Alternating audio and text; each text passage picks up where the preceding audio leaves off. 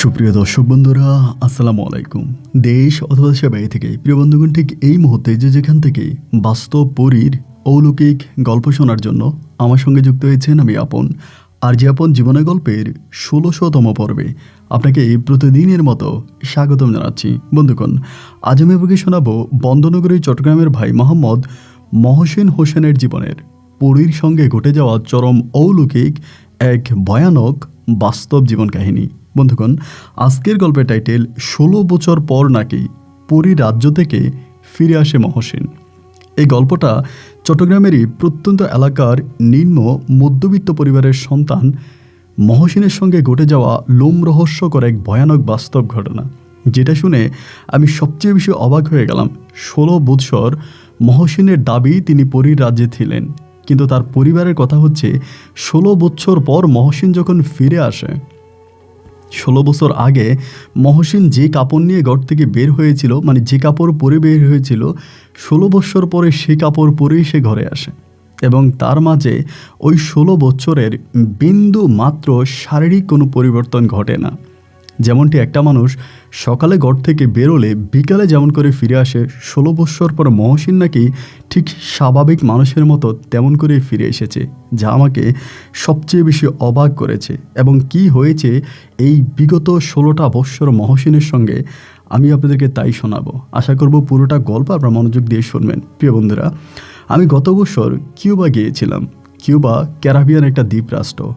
আমি কিউবার ২য় পর্ব আপলোড করেছি, যে পর্বে আমি কিউবার অলিতে গলিতে হেঁটেছিলাম। কিউবা নিয়ে অনেক রকমের রহস্যর কথা আমি শুনেছিলাম, কিন্তু কিউবার ওই রাস্তায় হাঁটতে গিয়ে এমন সব অদ্ভুত মানুষের সম্মুখীন আমি হয়েছি, যাদেরকে দেখে স্বাভাবিকভাবে আমার কাছে মানুষ মনে হয়নি। কিউবার ওই রাস্তা, কিউবার মানুষের চলাফেরা এবং ভয়ঙ্কর এই প্লেসগুলো আমার চোখে এক অন্যরকম ভয় ধরে দিয়েছে, যা হয়তো আপনার ক্ষেত্রেও হবে। তাই সবাইকে অনুরোধ করবো, ভিডিওর ডিসক্রিপশনে গিয়ে আপনারা কিউবার ভিডিওটা দেখবেন, অথবা এই ভিডিও শেষ করে কিংবা সরাসরি এখানে ক্লিক করেও আপনারা কিউবার সেই ভয়ঙ্কর ভিডিওটা দেখে নিতে পারেন। এবং আজকের গল্প শেষে মহসিনকে আপনার মতো করে একটা মন্তব্য কমেন্ট বক্সে লিখবেন। ধন্যবাদ সবাইকে। সুপ্রিয় বন্ধুগণ, আসসালামু আলাইকুম। আমার নাম মোহাম্মদ মহসিন হোসেন। আমার বাড়ি বন্দনগরী চট্টগ্রাম। বন্ধুগণ, আমি আমার জীবনের গল্পটা শুরু করার শুরুতে আপনাদেরকে আমার পরিবারের সম্বন্ধে জানিয়ে রাখি। আমার পরিবারে আমি আছি, আমার বাবা আছে, মা আছে, রয়েছে আমার দাদা দাদি সহ আমার কাকা ফুফি। আমাদের পরিবারে আরও সদস্য রয়েছে আমার ছোট 3টা বোন। আমরা টোটাল 3 বোন 1 ভাই। আমাদের পরিবারটা চট্টগ্রাম বিভাগ থেকে অনেক দূরের কোনো এক অজপাড়া গায়ের এক উচ্চ মধ্যবিত্ত পরিবার। আমার বাবা পেশায় একজন চাকরিজীবী। তিনি চট্টগ্রাম শহরেই একটা মসজিদের ইমামতির চাকরি করেন। মানে আমার বাবা পেশায় একজন ইমাম বা নেতা। আমার বাবা আমার দাদা অথবা আমার অন্য কাকাদের সঙ্গে থাকেন না। তিনি সম্পূর্ণ আলাদা ঘর বানিয়ে আমার মাকে নিয়ে থাকেন, কারণ আমার বাবা আমার মায়ের পর্দা নিয়ে অনেক ভয় পায়, যাতে কোনোভাবে আমার মায়ের পর্দার বরখেলাফ না ঘটে। যার জন্য আমার বাবা আমার মাকে নিয়ে আমাদের বাড়ি থেকে বেশ দূরে একটা আলাদা বাড়ি নির্মাণ করে।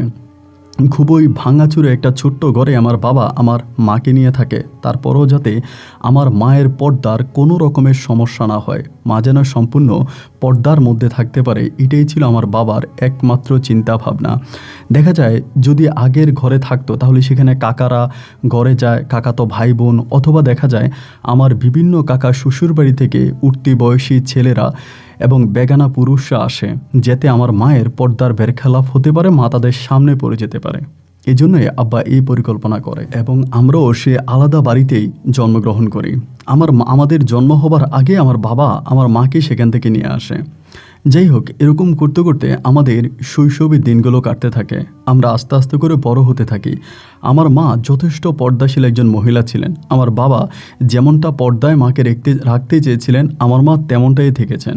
আমার যেই ছোট বোনগুলো আছে, আমার বাবা তাদেরকেও একেবারে খুব ভালোভাবে দিনী লাইনে শিক্ষা দিয়েছেন। এরকম করতে করতে আমি আস্তে আস্তে করে প্রায় অনেকটাই বড় হয়ে যাই। তো আমি আসলে ছোটোবেলায় খুব বেশি দূর পর্যন্ত পড়াশোনা করতে পারিনি। আমি ছোটোবেলায় প্রচণ্ড রকমের দুষ্ট প্রকৃতির একটা ছেলে ছিলাম। কাউকে মানতাম না, কারো কথা শুনতাম না। যখন যা করতে মন চাইতো আমি উরুচণ্ডী দাসের মতো তাই করে বেড়াতাম। আমার বাবা যেহেতু বাড়ি থাকতো না, আমি আমার মায়ের কোনো আদেশ নিষেধ উপদেশ কোনো কিছুই মানতাম না। আর পরিবারের একমাত্র ছেলে সন্তান হওয়ার কারণে আমার মা বাবা অথবা আমার কাকা দাদা দাদি সবাই আমাকে একটু অন্যরকম ভালোবাসতো। এক কথায় তাদের ওই বেপরোয়া ভালোবাসাই হয়তো আমাকে এক অন্যরকম জীবনের সম্মুখীন করেছে। যাই হোক, এরকম করতে করতে আমি মোটামুটি প্রায় অনেকটাই বড় হয়ে যাই। আমার বয়স তখন আনুমানিক প্রায় 14 থেকে 15 বছরের কাছাকাছি। সেই সময় তো হলো কি, আমার যে ছোট বোনটা আছে, আমার ছোট বোনের একটা সমস্যা দেখা দেয়। এটা আমাদের পারিবারিক সমস্যা। আপনাকে জাস্ট এটুকুই বলে রাখি, ওই সমস্যার কারণে আমার বোন রাতের বেলায় ঘুমাতে পারতো না, এবং আমার মা তখন আমার বোনকে নিয়ে খুব টেনশানে পড়ে গেছে। আমার বোনকে ডাক্তার কবিরাজ যত কিছুই দেখানো হচ্ছিল, কোনোভাবে আমার বোনকে ঠিক করা যাচ্ছিল না। অনেকে বলা বলি করতো আমাদের পরিবারে জিনের আক্রমণ হচ্ছে। আমার বাবা যেহেতু একজন ধর্মীয় মানুষ ছিলেন, একজন মসজিদের ইমাম ছিলেন এবং খুবই নামকরা একটা মসজিদের ইমাম, বাবা দোয়া দরুদ পড়ে ফু দিতেন, কিন্তু তেমন কোনো কাজ হতো না। এভাবে কিছুদিন কেটে যাওয়ার পরে একদিন আমার বড় মামা আমাদের বাড়িতে বেড়াইতে আসে। বড় মামা বেড়াতে আসলে পরে বড় মামা তখন আমার মাকে বলে, একটা কাজ কর, মহসিনটা আমার সাথে দিয়ে দে, আমি মহসিনটা নিয়ে যাই। আমি আবারও বলে রাখি, আমার বয়স তখন প্রায় 15 বৎসরের কাছাকাছি হবে। তো আমার মা বলে, কেন? তো আমার মা বলল যে তিনি রাস্তার পাশে একটা গোলাপ ফুলের বাগান তৈরি করেছে। গোলাপ ফুলের বাগান বলতে আমার মামার বাড়িতে অনেক মানুষে তখন গোলাপের চাষ করত, এবং চট্টগ্রামের সবচেয়ে বেশি গোলাপ আমাদের নানুবাড়ির ওখান থেকে যাইতো। ওখান থেকে মানে আমার নানুবাড়ির বেশিরভাগ মানুষ গোলাপ চাষ করে। তো দেখা গেল কি, আমার মামা বলতেছে গোলাপ ফুলগুলো এখন অনেক বড় বড় হয়েছে, আশেপাশের যে বাগানগুলো আছে বা আশেপাশের যে জমিগুলো আছে ওগুলোতে ওভাবে গোলাপ ফুল গাছ এখনও বড় হয়নি। আর আরেকটা কথা হচ্ছে কি, যে এবার মানুষ গোলাপের চাষটা একটু কমই করেছে। তো আমি যেহেতু অনেক বেশি গোলাপ ফুল গাছ লাগিয়েছি এবং আমার ফুল খুব মানে অল্প সময়ে ফলন চলে আসছে, দেখা যায় আশেপাশের যে বাচ্চা কাচ্চারা আছে বা উঠতি বয়সী ছেলেমেয়েরা আছে, এরা এসে আমার গোলাপ ফুল নষ্ট করে ফেলে। অনেকে ছিঁড়ে নিয়ে যায়, অনেকে বাগান থেকে এটা সেটা করে। তো যার জন্য মহসিন যদি যায়, তাহলে ও যদি অন্তত বিকালবেলা একটু ওই জায়গাটার মধ্যে দাঁড়ায়, তাহলে মানুষ আর আমার ওই গোলাপ জমিটাকে নষ্ট করতে পারবে না। এই জন্য আমি মহসিনকে সাথে করে নিতে চাচ্ছিলাম। আমার মা তখন বলল, এটা তো খারাপ হয় না, এটা তো ভালোই হয়। যদি আপনি মহসিনকে নিয়ে যান, ও তো বাড়িতেই থাকে, তো পড়াশোনা কিচ্ছু করে না, প্রতিদিন কোনো না কোনো একটা অঘটন ঘটায়, অনেক ধরনের রিপোর্ট দরবার ওর নামে আসে। তো এগুলো বলার পরে আমার একটা পর্যায়ে আমার মা বলল যে ঠিক আছে, তাহলে একটা কাজ করেন, আপনি তাহলে মহসিনকে নিয়ে যান। তো এবার আমি আমার মামার সঙ্গে আমার নানুর বাড়িতে গেলাম। নানু বাড়িতে আমার নানা ভাই ছিল না, আমার নানুমণি ছিল আর মামারা ছিল। মামারা 2 জন ছিল এবং একটা খালামণিকে আমাদের নানু বাড়ির কাছে বিয়ে দেওয়া হয়েছে, এবং খালামণি আমাদের সবার সঙ্গেই থাকে। তো আমার ওই মামার গোলাপের জমিটা আমার নানার বাড়ি থেকে মোটামুটি খানিকটা দূরে বলাই চলে। তা আমি প্রত্যেকদিন দুপুরবেলা খাওয়া দাওয়া করে ওই গোলাপের জমিটা পাহারা দেওয়ার জন্য যাইতাম। যখন আমি গোলাপ বাগানের ওখানে যাইতাম, তখন ওই আশেপাশের গ্রামের যে ছেলেমেয়েরা আছে, এরা আমাকে দেখে ভয় পাইতো, তারা চলে যেত, তারা আসতো না কেউ। আমি লাঠি নিয়ে গোলাপ বাগানের চারপাশটা এরকম করে ঘুরতাম। তখন ওই গোলাপ ফুলগুলো একদম ফুটে গেছে, ফুটন্ত গোলাপ বলা চলে। মামা অলরেডি 2-1 বার বিক্রিও করছে। তো ওই পর্যায়ে গোলাপের ঘ্রাণ আমার কাছে এত মিষ্টি লাগতো ভাই, যারা গোলাপের জমি করে এরাই শুধু এটা বুঝবে, এদের বাইরে কাউকে বোঝানো যাবে না। গোলাপ বাগানের চারপাশে এত গোলাপের মিষ্টি গন্ধ, আমি ঠিক পাগল হয়ে যাচ্ছিলাম, এবং এই গন্ধটা আমার কাছে বেশ ভালোই লাগতো। একদিন আমি সিদ্ধান্ত নিলাম যে আমি এই গোলাপ বাগানে রাত যাপন করব। আমি রাতের বেলায় গোলাপ বাগানে থাকব। আর আমি একটু রাত জাগা মানুষ, রাতের বেলায় গল্পগুজব হাঁটাহাঁটি করতে আমার কাছে একটু ভালো লাগে। তা আমি মামারে বললাম যে মামা, আমি গোলাপ বাগানে রাতের বেলায় থাকব। মামা বলল, এটা তো খারাপ না, ভালোই হয়, কিন্তু তুই ওখানে থাকাটা ভালো হবে না, যেহেতু গোলাপ বাগান এবং রাস্তার পাশে, তুই একটা ছোট মানুষ, ওখানে থাকিস না। আমি মামার কোনো কথা শুনলাম না। না শুনে আমি একদিন নিজের মতো করে ওখানে একটা বাচাই তৈরি করলাম। বাচাই তৈরি করে আমি ওখানে রাত যাপন করবো, এই চিন্তাভাবনা। তো এই করে প্রায় 2-3 দিনের মতো আমি রাতের বেলা ওখানে ছিলাম, এবং এইটা আমার একটা ইচ্ছা যে রাতের বেলায় আমি এরকম গোলাপের গান শুনতে শুনতে ঘুমাবো, গোলাপের গান আমার নাকে আসবে, সেটার সঙ্গে সঙ্গে আমি ঘুমাবো, এরকম একটা চিন্তাভাবনা। মামা কিন্তু আমাকে বলে না যে রাতে থাকার জন্য, আমি নিজের ইচ্ছেই ছিলাম। এরপর যেটা হলো কি, একদিন হলো কি মধ্যরাতে আমি খুব খেয়াল করে দেখলাম যে হঠাৎ করে কে জানি এসে আমাকে ডাক দিছে। তখন আমার ঘুমের মধ্যে আমি ছিলাম, বাচ্চার মধ্যে ঘুমিয়েছিলাম। ডাক দেওয়ার পরে আমি তখন উঠলাম। উঠার পরে আমি তখন বের হয়েছি, মানে এখান থেকে বের হয়েছি। তখন বাইরে একেবারে প্রখর চাঁদের আলো, মানে এত চাঁদের আলো যে মানে খুব ভালো চাঁদের আলো। তো বের হওয়ার পরে আমি দেখলাম একটা মেয়ে দাঁড়ায় আছে। তো মেয়েটা দাঁড়ায় আছে দেখে আমি তো একটু ভয় পেয়ে গেছি, মানে সরি প্রথমে ভয় পাই নাই, মানে প্রথমে কিন্তু আমার মানে এটা খেয়ালে নাই যে এখন গভীর রাত বা কিছু একটা। তো বলতেছে আমাকে 2টা গোলাপ দিবেন। একথা বলার পরে আমি তো মেয়েটারে চিনি না, এবং সাথে হচ্ছে গোলাপ গাছগুলো ফুটে আছে। আর চোখে তো ঘুম, যেহেতু ডাক দিছে মধ্যরাতে, এমত অবস্থার ভিতরে আমি তখন সেখান থেকে 2টা গোলাপ, মানে 2টা গোলাপ ছিঁড়লাম। ছিঁড়ে আমি তখন 2টা গোলাপ তার হাতে দিছি।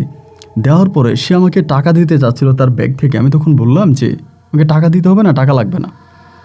এটা বলে যেহেতু ঘুমের মধ্যে, মানে সম্পূর্ণ আমার মনে হয় আমি ঘুমের মধ্যে গোলাপগুলো ছিঁড়ে তার হাতে দিয়েছিলাম। তো এটা গোলাপগুলো দেওয়ার পরে মেয়েটা হেঁটে যাচ্ছে, এমন সময় এবার বাচ্চার মধ্যে ঢুকছে। এবং ঢুকার পরে আমার হঠাৎ করে মনে হলো কী রে, তখন কিন্তু একটা ছোট এরকম ঘড়ি আমার হাতে ছিল, মানে ঘড়ি ছিল ওইখানে। ঘড়িটা নিয়ে দেখতেছি রাত তখন 2টা বাজে। রাত 2টা বাজে স্বাভাবিকভাবে মানে একটা মেয়ে আমার কাছ থেকে গোলাপ কিনতে আসছে, আমার কাছে অবাক লাগলো। আমি তখন হঠাৎ করে বেরোইছি। মেয়ের চেহারাটা খুব সুন্দরও না, আবার খুব কালোও না, মোটামুটি দেখতে ভালোই ছিল, এবং বয়সে হয়তো আমার থেকে একটু বড় হবে এরকমই দেখাচ্ছিল। আমি তখন বাচ্চার দিকে তাড়াতাড়ি আবার করেছি, বেরোইছি। বেরোয়ার পরে আমার মামার যে গোলাপের বাগানটা, তার আশেপাশে মোটামুটি বেশ ফাঁকা, আর প্রখর চাঁদের আলো, তো একদম দূরেও না কোনো মানুষ থাকলে দেখা যাবে। আমি তখন বললাম কি, বের হওয়ার সঙ্গে সঙ্গে আশেপাশে মেয়েটাকে দেখতে পাচ্ছি না। ডাইনে বামে এখানে সেখানে কোথাও আমি আর তার দেখি না। না দেখার পরে আমি তখন মনে মনে চিন্তা করতেছি যে এটা কি, আমি তো দেখতেছি না, আশেপাশে তো কাউকেই দেখতেছি না, কেউই তো নাই। এবং আমি তখন ভাবলাম যে হয়তো গাড়ি দিয়ে আসছে, রাস্তা দিয়ে হয়তো চলে গেছে। কিন্তু রাস্তা এখানে আছে, বাট ওখানে রাতের বেলায় গাড়ি চলে না। গাড়ি চললেও হয়তো 1টা 2টা ওরকম, বাট অত মানে হাইওয়ে কোনো রোড না। আর যদি গাড়িতে চলেও তাহলে সেকেন্ডের মধ্যে গাড়িটা কোথায় চলে যাবে আমি তো দেখব। আমি তো বাসাইতে ঢুকলাম আর বেরোলাম, মেয়েটা তো এখান থেকে রাস্তা পর্যন্ত যেতে একটা সময় লাগবে। আশেপাশে আমি আর কাউরে দেখতে পাচ্ছি না, পুরোপুরি দেখলাম যে একদম ফাঁকা, কেউ নেই। ভিতরে তখন মোটামুটি ভয় ঢুকে গেছে। ভয় ঢুকে যাওয়ার পরে আমি তখন করলাম কি, দিলাম এখান থেকে দৌড়। মানে আমি তো বুঝে গেছি এটা কোনো মানুষ নয়, এটা অন্য কিছু। আমি ওখান থেকে দৌড় দিছি। দৌড়াইতে দৌড়াইতে মামার উঠান পর্যন্ত এসে মামাকে বলে চিৎকার করে আমি ওখানেই জ্ঞান হারিয়ে ফেলি। এবং জ্ঞান হারিয়ে ফেলার পরে আমার মামা সম্ভবত আমার চিৎকারের ডাক শুনতে পায়নি বা কিছু একটা। পরে আমার নানি মনে হয় শুনছে এরকম কিছু একটা। নানি তখন দরজা খুলছে, খুলে দেখে যে আমি অজ্ঞান হয়ে পড়ে আছি। তো নানু এবার আবার চিৎকার দিল। দেওয়ার পরে মামা থেকে শুরু করে মামাতো ভাই বোন বা যারা ছিল সবাই তখন উঠছে। ওইটা আমার চোখে মুখে পানি দিছে। দেওয়ার পরে জিজ্ঞেস করছে কী হয়েছে। তা আমি বললাম যে আমি এমন এমন ঘটনা আমার সঙ্গে ঘটছে। নানু তখন ডিরেক্টলি মামারে গালাগালি করতেছে যে তোরা রাত ওখানে থাকতে বললি কেন। মামা বলে মা আমি তো ওরা থাকতে বলি নাই, ও তো নিজের ইচ্ছাই ছিল। আমার নানু বলে গোলাপ বাগানে জিনপরিরা থাকবে, এটা তো স্বাভাবিক কথা, কারণ গোলাপের যে ঘ্রাণ, জিনেরা আসমান দিয়ে উড়ে যাওয়ার সময়ও কিছুক্ষণের জন্য হলেও তারা এই গোলাপ খেতে নামবে। এটা স্বাভাবিক কথা, কারণ গোলাপের ঘ্রাণ এদেরকে টানে, ফুলের ঘ্রাণ ওদেরকে টানে, এবং বিশেষ করে জিনপরিরা ফুল বাগানে থাকতেই বেশি পছন্দ করে, যারা ভালো জিন বা ভালো পরি। তো এগুলো নানু বলতেছে। তখন ফজরা আজান দিয়ে দিস অলরেডি, এবং আমার চোখে মুখে তখন পানি দিল। দেওয়ার পর আমার মামা বলতেছে তুই বাড়িতে চলে যা, তোর আর এখানে থাকার দরকার নাই সকালবেলা। তাই নানু বলতেছে এটাই কথা, ঠিক বলছে, তুই বাড়িতে চলে যা, তো এখানে গোলাপ গাছ পাহারা দেওয়া লাগবে না, তোর ওখানে যাওয়া লাগবে না। এর ভিতর মামানি বলতেছে ছেলেটা সারা রাত ওইখানে ঘুমাইছে কি ঘুমাইতে পারে নাই, মাঝরাতে এমন একটা ভয় নিয়ে বাড়ি আসছে, ওর অন্তত আজকে থাকো, কালকে চলে যাক। আমার মামা বলতেছে না না না, ওর শরীরের অবস্থা ভালো না, ওরে যাইতে দাও। মামানি বলো অন্তত সকালটা থেকেও দুপুরে বা বিকেলের দিকে যাক। তারপর তারা রাজি হলো। আমি দিনটা তখন আমার নানু বাড়িতে কাটাইলাম। দিনটা নানু বাড়িতে কাটাইয়া বিকেল 3টার দিকে তখন আমি বাড়ির উদ্দেশ্যে রওনা দিলাম। মাগরিবের কাছাকাছি আমি তখন বাড়িতে আসছি। তখন আপনার মোবাইল ফোন বা ইন্টারনেট এসব নাই, শুধুমাত্র চিঠিপত্রের মাধ্যমে যোগাযোগ। বাড়িতে আসার পরে তো আর কেউ আর কোনো কিছু জানে না। আমি আমার মতো করে রাতে খাওয়া দাওয়া করে শুয়ে পড়ছি। রাতে খাওয়া দাওয়া করে যখন শুইলাম, আমি রাতের বেলায় এই মেয়েটারে স্বপ্নে দেখতেছি। স্বপ্নে সে আমারে বলতেছে যে তুমি ভয় কেন পাইলা, আমি তো তোমার কোনো ভয় দেখাই নাই। তুমি ভয় কেন পাইলা? আমি তো তোমার কোনো ভয় দেখাই নাই। আমার নাম রোমানা। আমি মাঝে মাঝে এই বাগানে আসি। আজকে হঠাৎ করে দেখলাম তুমি বাগানে শুয়ে আছো, দেখে আমার কাছে খুব ভালো লেগেছে, যার জন্য আমি তোমার কাছে একটা গোলাপ চেয়েছি। তুমি আমাকে একটা গোলাপ দিয়েছো, 2টা গোলাপ আমাকে দিয়েছো, কিন্তু তুমি ভয় কেন পেয়েছো? এবং আমার কথা তুমি সবার কাছে কেন বলে দিয়েছো? এটা তুমি ভুল করেছো। আমার কথা কারো কাছে বলো না। এখন যে আমি তোমাকে স্বপ্নে দেখিয়েছি, এটাও তুমি কারো কাছে বলবা না। যদি না বলো তাহলে আমি তোমার অনেক বড় একটা উপকার করব।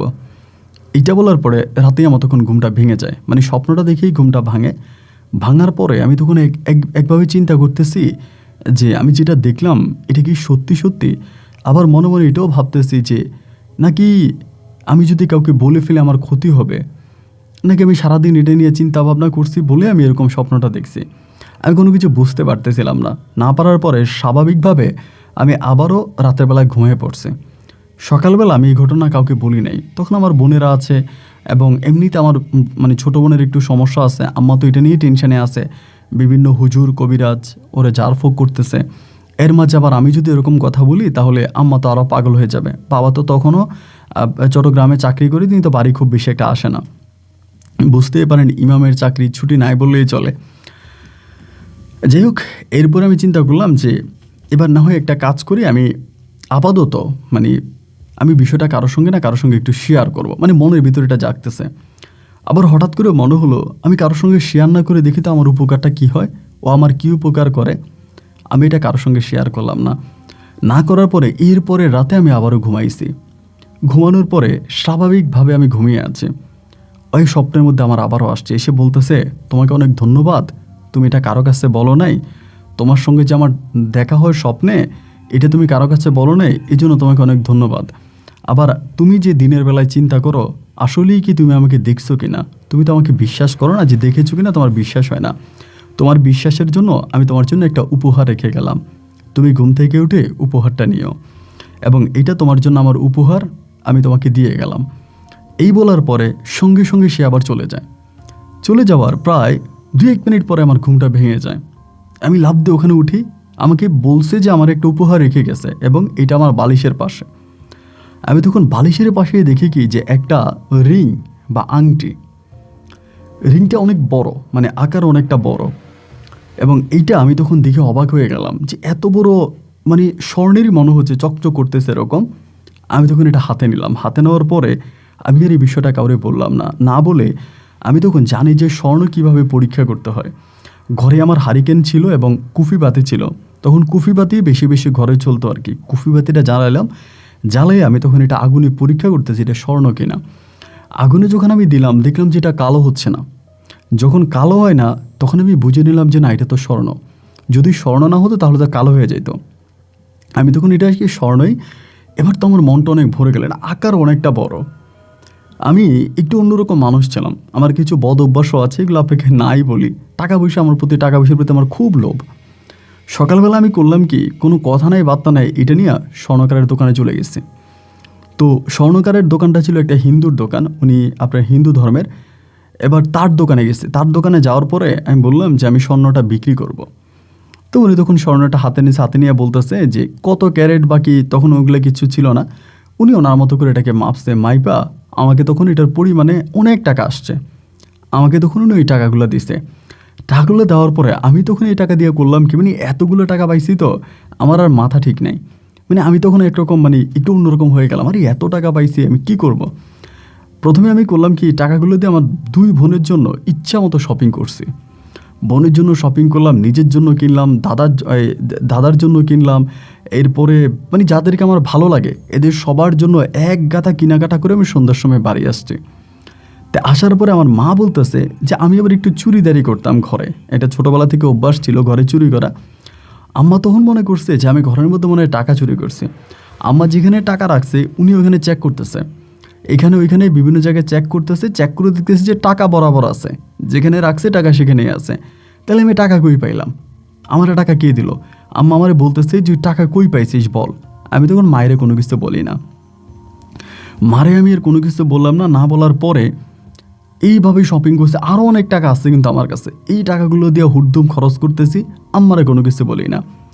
এর ঠিক 3 দিন পরে মানে আবার এখানে আরেকটা কথা বলে রাখি, আমি যেটা বিক্রি করে দিছি সেটাতে আমি তারা আবারও স্বপ্নে দেখছি। মানে ওর নাম ছিল রোমানা, তারা আবারও স্বপ্নে দেখি। সে আমারে এবার বলতেছে যে আমি তোমার একটা উপহার দিলাম, তুমি আমার উপহারটা বিক্রি করে দিলা, তবে তুমি যেটা বিক্রি করছো এটা তুমি ভালো করো নাই। এটা যে তুমি বিক্রি করছো এটা তুমি ভালো করো নাই, আমার দেওয়া প্রথম উপহার তুমি বিক্রি করে দিলা, এটা তুমি ভালো করো নাই। ও শুধু আমার এই কথাটাই বলছে। এবং এই কথাটা বলার পরে আমি তখন মানে স্বাভাবিকভাবে আমার তখন কষ্ট হয় যে সে আমারে বলে দিল। এটা বলে সে আর আমার কাছে আসে নাই, কিন্তু স্বপ্নে আর আসে নাই। এর পরের দিন একটা রাত গেছে, এরপরের দিন গেল, তার পরের দিন মানে এটা বিক্রি করার 3 দিন পরে যে স্বর্ণকারের দোকানে বিক্রি করছে ওই দাদা একদিন দুপুরবেলা আমাদের বাড়িতে, আমি তখন বাড়িতে ছিলাম না, আমি বাইরে ছিলাম। তাই আমার বাড়িতে এক কাকা আছে, মানে দুঃসম্পর্কের আর কি, উনি আমাদের বাড়িতে এমনি কাজ টাজ করে, যদিও আমার আম্মা ওনার সামনে কখনোই যায় না। ধরেন আমার আব্বা তো বাড়ি থাকে না, বাইরের যদি কোনো ইম্পর্ট্যান্ট কাজে আমার বোনেরা সঙ্গে থাকে উনি করে। ওনারে দিয়ে আমার মা তখন আমার ডাকাইছে। ডাকানোর পরে আমি তখন আসছি, আইসে দেখি যে ওই স্বর্ণকার দাদা আমাদের ঘরের উঠান মানে আমাদের বাড়ির উঠানে। এর দিকে তো আমার ভয় পেয়ে গেছে, আয় হাই রে, দাদা না জানি সবাইরে বলে দিছে, মানে আমি যে স্বর্ণ বিক্রি করছি দাদা না জানি সবাইকে বলে দিছে। দেখলাম দাদা আমার দেখে বলতেছে, মহসিন ভালো আছো? আমি বললাম জি দাদা ভালো আছি। বলে তোমার সঙ্গে আমার একটু কাজ আছে, এই জন্য তোমার এই দোকানে ডাকছি, চলো আমার সঙ্গে একটু দোকানে যাবা। তো দাদা কিন্তু ওই সময় হুন্ডা চালায়, ওনার হুন্ডা আছে। তাই তখন উনি আমার হুন্ডার পিছনে বসাইছে, আমি হুন্ডার পিছনে বসছি। আমি বললাম দাদা কিছু বলবেন? বলে হ্যাঁ একটু কথা আছে। এইটা বলেই সে আমাকে তার দোকান পর্যন্ত নিছে। দোকানে নিয়ে আমাকে হুন্ডা থেকে নামাইছে, নামার পরে বলতেছে, মহসিন তোমার একটা কথা জিজ্ঞেস করব, সত্যি সত্যি বলে উত্তর দিবা। আমি যে দাদা ঠিক আছে সত্যি উত্তর দিব, ঠিক আছে বলেন। তা আমি তো জানি উনি আমাকে মানে আংটির কথাই জিজ্ঞেস করবে, রিংয়ের কথাই জিজ্ঞেস করবে, কারণ এটা ছাড়া তো ওনার সঙ্গে আমার আর তো কোনো কথা নাই, আর তো কোনো সম্পর্ক নাই, সম্পর্ক তো এটাই। ওই দিকেই তো আমি ওনার কাছে যাই, যদিও ওনাকে আগ থেকে চিনি, এর আগে আমি কখনো এরকম কোনো গোল্ড বিক্রি করি না, এই প্রথম। পরে নিয়ে আমরা বলতেছে যে মহসিন তুমি যে গত কিছুদিন আগে আমার দোকানে একটা আংটি বিক্রি করে গেছিলা, এটা কই পাইছো? এমনি স্বাভাবিকভাবে জিজ্ঞেস করলো। আমি বললাম দাদা এটা আমার মায়ের, এবং আমার মা একটু সমস্যার মধ্যে পড়ছে, তো এই জন্য মা দিছে এটা বিক্রি করার জন্য।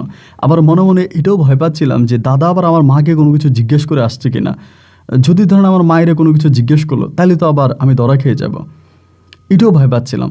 পরে বুঝলাম যে না, উনি আমার আম্মারে কোনো কিছু জিজ্ঞেস করে নাই। আমি এটাই বললাম যে আমার আম্মার এটা, আম্মা আমাকে বিক্রি করতে বলছিল, আম্মার একটু টাকার দরকার এই জন্য। পরে আমারে বলতেছে যে উনি বলে এটা তো তোমার আম্মার না, এভাবে। তখন আমি একটু চুপ হয়ে গেলাম, চুপ হয়ে আমি জিজ্ঞেস করলাম যে এটা আম্মার না তাহলে কার? উনি বলে তাহলে কার, আমি তোমাকে সেটাই জিজ্ঞেস করতেছি, তুমি বলো। আমি বললাম দাদা দেখেন আমি স্বর্ণ বিক্রি করে গেছি আপনার কাছে, এখন 3 দিন পরে আপনি আমাকে জিজ্ঞেস করতে আসছেন এটা কার, আমি তো এটা চুরি করে এনে নেই, কেউ কি বলছে এটা চুরির? উনি বলে না, কেউ এটা চুরির বলে নাই।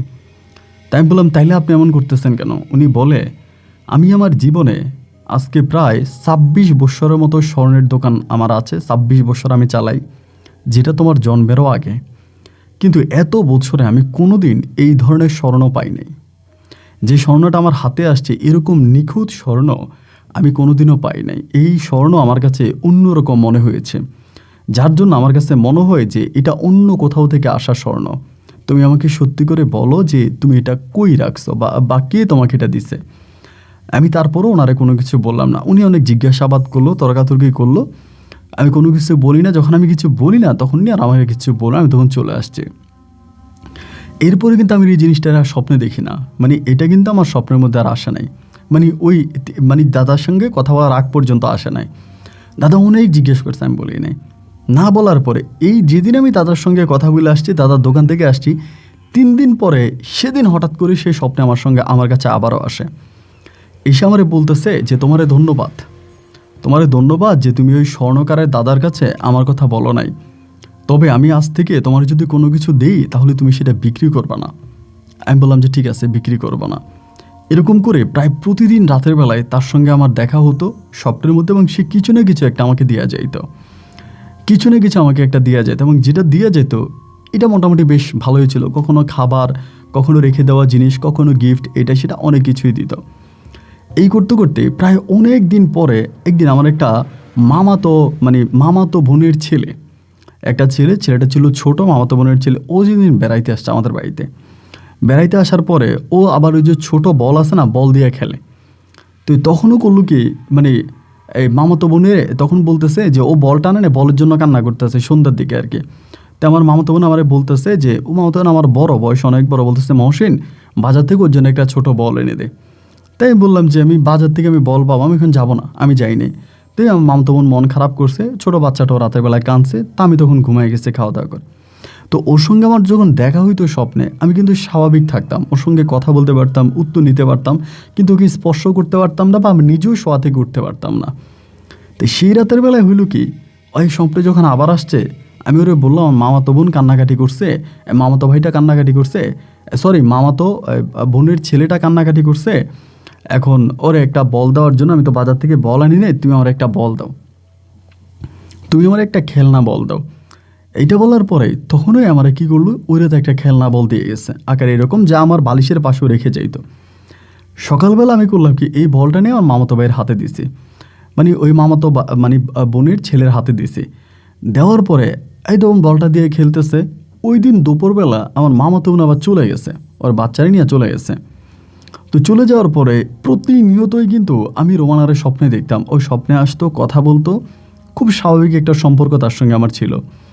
এই ঘটনার পরে প্রায় কিছুদিন পরে আমার মামাতো বোন তো চলে গেছে, তার প্রায় অনেক দিন পরে আমার ওই মামাতো বোনের শ্বশুর, আমার যে মামাতো বোনের শ্বশুর, মামাতো বোনের শ্বশুর আসছে আমাদের বাড়িতে। আসার পরে ওই মামাতো বোনের শ্বশুরের হাতে ওই বলটা, যে বলটা আমি আমার মামাতো বোনের ছেলেকে দিছিলাম, তো এই বলটা হাতে নিয়ে তখন আমাদের এখানে আসছে, মানে আমার বাড়িতে আসছে। আসার পরে আমারে বলতেছে যে মহসিন, ওই সেম স্বর্ণকারে যেমনি জিজ্ঞেস করছে, সেও আমাকে এমনি জিজ্ঞেস করতেছে যে কই পাইছি। তা উনি আবার একটু কবিরাজ টাইপের, মানে কবিরাজ বলতে এক কথা গেলে উনি তান্ত্রিক, মানে বড় মাপেরই কবিরাজ, কবিরাজি করে, কবিরাজি তার মানে প্রফেশন বলতে পারেন। তো এই কথাবার্তার মাঝে উনি বলতেছে যে এটা কই পাইছো, আমি তখন কিছু বললাম না। না বলার পরে উনি তখন করলো কি, আমার মায়ের কী কী জানি বলছে, মানে মা তো পর্দা করা অবস্থায় ছিল, মারে কী কী জানি বলছে। তখনই ধরেন মানে আমার আম্মা তখন কান্নাকাটি শুরু করছে। আমার বোনের এই শ্বশুর চলে যাওয়ার পরে, মামাতো বোনের শ্বশুর চলে যাওয়ার পরে মা তখন কান্নাকাটি করতেছে, কেন যে তুমি কান্নাকাটি করতেছো, কেন কেন কান্নাকাটি করো। মা তখন করলো কি, একটা তাবিজ এনে আমারে দিছে, বলে এটা তুই গলায় দে। আমি বললাম কি, আমি তাবিজ গলায় দিব কা? তো মা তখন জোর করে আমার তাবিজটা গলায় দিয়ে দিছে। এখন তাবিজটা গলায় দেওয়ার পরে যেটা হলো সেটা হচ্ছে, আমি আর তারে স্বপ্নে দেখি না। প্রায় 2 রাত 3 রাত চলে গেছে, আমি আর তারে দেখি না।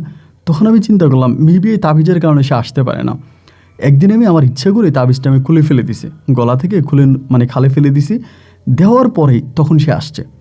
তো সেও এসে আমাকে একই কথা বলতেছে, সে আমার আশেপাশে থাকতো, আমার কাছে আসার চেষ্টা করতো, কিন্তু এটার জন্য আসতে পারে নাই। আমি এটা ফেলে দিছি, এখন সে আসতেছে। এইরকম করে তার সঙ্গে আমার অনেক স্মৃতি আছে, কিছু তার নিষেধ আছে বলার, যার জন্য আপনাকে বলতে চাচ্ছি না, তবে যতটুকু বলা যায় আমি ততটুকু আপনাকে জানাচ্ছি। তো সে আমাকে বলতো যে এটা তুমি কারো কাছে বইলো না, বা ওইটা তুমি কারো কাছে বইলো না, আমাকে নিষেধ করে দিত যে এটা বইলো না, ওইটা বইলো না। তো এই জন্য আমি কিছু কিছু জিনিস খুব সেন্সিটিভ, এগুলো আপনাকে না বলি। তো এমন করতে করতে তারপরে হয়েছে কি, এখানে অনেকগুলো মাস পেরিয়ে গেছে, তখন আমার প্রায় বয়স কত 16 থেকে 17 বা 18 মতোই হবে। এবার এর ভিতরে আমার আব্বা আম্মা হঠাৎ করে সিদ্ধান্ত নিয়েছে আমাকে বিয়ে করাই দিবে।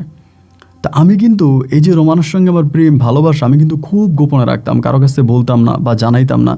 কিন্তু তারপরও আমার আব্বা আম্মা জেনে যায় যে আমার সঙ্গে একটা পরির সমস্যা আছে, বা আমার সঙ্গে পরি আছে, এটা আমার আব্বা আম্মা জানে। জানার পরেই তারা তখন সিদ্ধান্ত নিয়েছে আমাকে বিয়ে করাই দিবে, মানে আমাকে বিয়ে করাবে। আমি তো ভাই তখন বিয়ে করব না, এবং বিয়ে করার কোনো রকমের চিন্তাভাবনা আমার নাই। তো আমার বিয়ে করবো কি, আমার তো বিয়ের বয়স হয় নাই, আমি তো বিয়ে করব না। আমার আব্বা তখন মোটামুটি আমাদের এলাকার যত মানুষ আছে তারা প্রায় মেজরিটি পার্সেন্ট মানুষই জেনে গেছে যে আমার সঙ্গে একটা পরি আছে, বা পরির সঙ্গে আমার প্রেম আছে। এই করতে করতে আমার আব্বা মুখের বাহির করার পরে আমার বাড়িরে, মানে আমার আব্বা দুঃসম্পর্কের এক ভাই হয়, ওনার মেয়ে নাম হচ্ছে নাজমিন, সে আবার বয়স আমার থেকে একটু বড়, মানে আমার থেকে বয়সে বড়। সে আমাকে নাকি বিয়ে করার জন্য রাজি হয়েছে, যে আমাকে বিয়ে করবে। তো আমার আব্বা আম্মা বলতেছে যে ও তো বয়সে বড়, আর ও দেখতে আবার খুব সুন্দর, মানে সুন্দর, আর পারিবারিকও বেশ ভালো, ওর আব্বার অবস্থা ভালো, তারা আমাদের তুলনায় কিন্তু বেশ ভালো। এই যখন আমারে বললো বিয়ে করবে, আমার আব্বা তখন একটু মানে আব্বা আম্মা দুজনেই একটু টেনশনে পড়ে গেলো যে কী ব্যাপার, এই মেয়ে আমার বিয়ে করতে চায়, সে তো চাইলে আমার থেকে অনেক ভালো ছেলে বিয়ে করতে পারে, কারণ আমার তো আসলে তেমন কিছু নেই, মানে বলতে গেলে আমি বেকার, অশিক্ষিত, এবং মানে কিছুই আমার নাই, তো আমার কেন বিয়ে করবে? তারপরও যখন ও স্বেচ্ছা আমাকে বিয়ে করতে চাইছে, আমার আব্বা আম্মা তখন রাজি হয়েছে।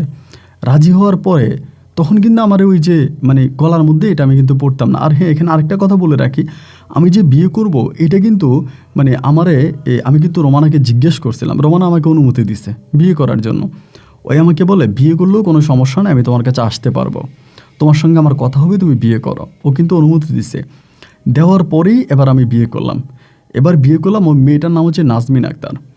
ওরই বিয়ে করলাম। পরে যেদিন আমার বাসর হবে তার আগের দিন আমার মা তখন আমার এই দোয়া দরুদ পরে আব্বা তখন ফুটু দিয়ে দিল এবং আমার শরীরে আগের মতো তাবিজ পরাই দিছে। এবং তাবিজ পরে দেওয়ার পরে আমার তখন এই নাজমিনকে বিয়ে করছি। বিয়ে যেদিন আমি নাজমিনকে করছি, বাসর ঘরের 2 দিন পরে, মানে নাজমিনকে বিয়ে করা 2 থেকে 3 দিন পরে নাজমিন একদিন আমাকে বলতেছে যে তুমি এই তাবিজগুলো কেন পড়ো, এই তাবিজগুলো খুলে ফেলো। মানে যেটা আমার আম্মা পড়াই দিছে যে আমার সঙ্গে পরিতে আসে, পরি সমস্যা করে, এই জন্য নাজমিন তখন এই তাবিজগুলো খুলে ফেলছে আমার শরীর থেকে। এবং নাজমিন যেদিন তাবিজ খুলছে ওই দিনও আমি ওরে স্বপ্নে দেখছি। ওর সঙ্গে আমার কিন্তু স্বপ্নেই দেখা, সরাসরি কিন্তু একবারই দেখছি, এবং সেটা হচ্ছে ওই গোলাপ ফুল বাগানে। এরপর থেকে আমি কিন্তু তারে যতবার দেখছি, তার সঙ্গে আমার যত কাহিনী ঘটনা সবই কিন্তু ঘুমের মধ্যে, স্বপ্নের মধ্যে। রাতের বেলা এবার হইল কি, আমারে বলতেছে যে আমার কাছে আসছে, আয়সা বলতেছে তোমার বউটা অনেক ভালো, অনেক লক্ষ্মী, তোমার কাছে আমারে যা আসার ব্যবস্থা করে দিয়েছে, তবে তোমার বউয়ের মনে অনেক খারাপই আছে, তুমি কিন্তু সাবধান। এই কথাটা আমাকে রোমানা বলতেছে স্বপ্নের মধ্যে। বলার পরে রোমানা তো তখন চলে গেছে। যাওয়ার পরে এই ঘটনার কিছুদিন পরে আমার বউ নাজমিন তখন আমাকে জিজ্ঞেস করে, আচ্ছা গ্রামের সবাই বলা বলি করতেছে তোমার সঙ্গে নাকি পরি আছে, এটা কি সত্যি? এভাবেও আমাকে জিজ্ঞেস করে। জিজ্ঞেস করার পরে আমি তারে বললাম যে এটা তোমার জানতে হবে কেন? ও বলে না, আমার জানতে ইচ্ছে করতেছে, আমার পরি নিয়ে অনেক কিউরিসিটি আছে, আমার ভিতরে এই পরি নিয়ে অনেক কিছু আছে, তো আমি আসলে জানতে চাই যে সবাই যে বলে তোমার সঙ্গে একটা পরি আছে, এটা কি সত্য কিনা? আমি বললাম তা সত্য হইলে সত্য, মিথ্যা হইলে মিথ্যা, তা তোমার কি? ও বলতেছে না না না, আমার কাছে সত্যি করে বলো আছে কিনা। ও খুব আমাকে জ্বালাইতো। তো আমার পরি রোমানার কিন্তু নিষেধ ছিল যে আমি যতটুকু পারি কারো কাছে না বলার জন্য। আমি কিন্তু বলি নাই কারো কাছে ভাই। এরপরও আমার চাল চলন, কথাবার্তা, আচার আচরণে সবাই সন্দেহ করে নিচ্ছে যে না আমার সঙ্গে কিছু একটা আছে, কিন্তু আমি এভাবে মুখ ফুটে কখনোই কাউকে বলি নাই। এবার হলো কি, ও আমারে বারবার বলতেছে বলো না তোমার সঙ্গে পড়ি আছে, বলো না। আমার বউ নাজমিন। আমি বললাম জানে না, কী সব উল্টাপাল্টা কথা বলো, আমার সঙ্গে এই ধরনের কোনো কিছুই নেই, আমি সম্পূর্ণ ঠিক আছে। ওই তখন আমারে বলে যদি থাকে তাহলে তুমি এটার একদিন ডাকো, আমি দেখব। তা আমি ওরে দেখাবো কি, কারণ ওর সঙ্গে আমার স্বপ্নে দেখা হয়। আবার নাজমিন এই কি বলে রোমানার কিন্তু পুরো নিষেধ ছিল যাতে আমি আমার বউকে ওর বিষয়ে কিছু না বলি। ওই কিন্তু আমাকে ডিরেক্ট নিষেধ করে দিয়েছে, শুধু মানে নাজমিনকে না, আমি যাতে কাউকে ওর বিষয়ে না বলি। মানে যতটুকু মানে ও আমাকে নিষেধ করতো আমি ওটা পালন করতাম, মানে পালন করার চেষ্টা করতাম। এবার হলো কি যে আবার কিছু ছিল খুব হার্ড নিষেধ। তো এবার আমার বউ আমাকে যখনই বলতো, খুব প্যারা দিত, আমার সঙ্গে ঝগড়া করতো এই পুরীকে নিয়ে, যে পুরী আমার কাছে আসছে কিনা বা কিভাবে আসে বা পুরী দেখতে কেমন, এটা সেটা, এবারে কোনো কিছুতে বলতাম না। এরই প্রায় মানে নাজমিনকে বিয়ে করার মাস 3 পরে, তখন কিন্তু নাজমিনের ঘরে কোনো সন্তানাদি হয় নাই। ওই আমারে বলতেছে তুমি একটা কাজ করো, তুমি পরিটারে আইনা তুমি কবিরাজি করো, আমারে বলতেছে। আমি তখন বললাম যে তুমি কি বলতেছো এসব উল্টাপাল্টা কথা, আমার সঙ্গে কোনো পরি নাই, আমার কাছে কোনো পরি নাই, এসব তুমি উল্টাপাল্টা কথা বলতেছো। ও বলে না, আমি জানি তোমার কাছে পরি আছে, এবং তুমি একটা কাজ করো, তুমি পরিটারে আনো এবং পরিটারে আইনা বলো যে তুমি কবিরাজি করবা, পরীকে দিয়ে কবিরাজি করে তুমি অনেক টাকা ইনকাম করতে পারবা, এবং পরীরা অনেক গাছগাছালির ওষুধ এনে দিতে পারে এবং তারা অনেক কিছু করতে পারে, তুমি একটা কাজ করো, তুমি তারা এগুলো বলো। এ কথা আমার বউ আমারে বলতেছে। তাই আমি তখন করলাম কি যে আমার নাজমিনটা কি বলে রোমানার লোক যখন আমার রাতে কথা হয় আমি তার আবার বলি, ও এবার সবই জানে, মানে আমার বলা লাগে না, ও নিজেই বলে তোমার বউ তোমার এই বলছিল কবিরাজি করার জন্য, কবিরাজি করবা, আমার এগুলো বলে। তাই আমি বলি যে না আমি এগুলো করবো না, মানে আমি এগুলো করবো না, আমার এগুলো প্রয়োজন নাই। তো এইভাবে তখন আপনার দিন রাত কাটতেছে। আমার মা কিন্তু আবার মানে বুঝে, যখনই বুঝে আমার শরীরে তাবিজ নেয়, আম্মা কিন্তু তাবিজ পরাইয়া দেয়, কিন্তু আমার বউ নাজমিন এটা খুলে ফেলে, ও আমার শরীরে কোনো তাবিজ রাখতে দেয় না। যেখানে প্রতিটা মেয়ে চায় যে তার স্বামীর সঙ্গে খারাপ কিছু না থাকুক, স্বামী শুধু স্ত্রীকে ভালোবাসুক, কিন্তু সেখানে নাজমিন পুরো আলাদা। ওই আমার শরীরে তাবিজ খুলে দেয় যাতে পুরি আমার কাছে আসতে পারে। এরকম করে কিছুদিন কাটার পরে নাজমিন তখন আমারে বলে যে তুমি একটা কাজ করো, তুমি পরিটারে বলো, মানে ওই কীভাবে জানি আমার মনের কথা বলে ফেলতে পারতো ভাই, আমি এটা জানি না। বলে তুমি পরিটারে বলো আমাদেরকে অনেক গয়নাগাটি দিতে, আমার স্বর্ণের চেন দিতে, আমার এটা দিতে, আমার ওইটাতে, তুমি পরিটারে বলো। ও আমারে খুব জ্বালাইতো, মানে এগুলো মানে পরিরে বলার জন্য। তো রাতের বেলায় যখন আমার পরির সঙ্গে কথা হতো, মানে আমার রোমানার সঙ্গে কথা হইতো, তখন রোমান আমাকে নিজে বলতো তোমার বউ এটা চাই ওইটা চাই, এটা দিতে বলে ওইটা দিতে বলে, আমি দেব না। তোমার বউ মানুষ ভালো না, তোমার বউ মানুষ ভালো না, আমি এগুলা দিব না। আমাকে নিষেধ করে দেয় যে না আমি দিব না। এই ও বলে দিব না, কিন্তু নাজমিন আমারে বলে আমার এইটা এনে দাও ওইটা এনে দাও, তুমি তার দিয়ে কবিরাজে করো। মানে তার একটার পর একটা আমার প্রতি খুব চাহিদা, মানে খুব চাওয়া। এবং একটা সময় সে বলেই ফেললো সে নাকি শুধু আমাকে এই জন্যই বিয়ে করছে। মানে নাজমিন আমাকে ডিরেক্টলি বলে ফেললো যে আমি তো তোমার এই একটা কারণেই বিয়ে করছি, তোমার সঙ্গে পরি আছে এবং সেই পরিটার আমি দেখতে পাবো, এবং পরির কাছ থেকে তুমি প্রচুর গয়নাগাটি টাকা পয়সা আনবা, যেগুলো এনে আমরা অনেক বড়লোক হয়ে যাব। আমি তো এই জন্যই তোমার বিয়ে করছি, নাহলে কি আমি তোমার বিয়ে করতাম? তো ওর কথা শুনে না ভাই আমি খুব অবাক হয়ে গেলাম যে কী ব্যাপার, ও এরকম কথা কিভাবে বলতে পারে, যে ও শুধুমাত্র আমার কাছে আসছে এবং আমাকে বিয়ে করছে শুধুমাত্র পরি দেখার জন্য, বা পরির কাছ থেকে গয়নাগাটি এনে তাকে দিব এই লোভে। এই করে তখন আস্তে আস্তে করে ওর সঙ্গে আমার মানে ঝামেলা হয়ে থাকতো নাজমিনের সঙ্গে। তা আমার মা বাবা দুজনেই নাজমিনকে বলতো যে আমরা তো ওরে তাবিজ পরাই দিই ওর সঙ্গে যাতে খারাপ কিছু আসতে না পারে, তা তুমি কেন ওরে তাবিজ তুমি কেন খুলে দাও, তুমি তাবিজ খুলে দাও কেন?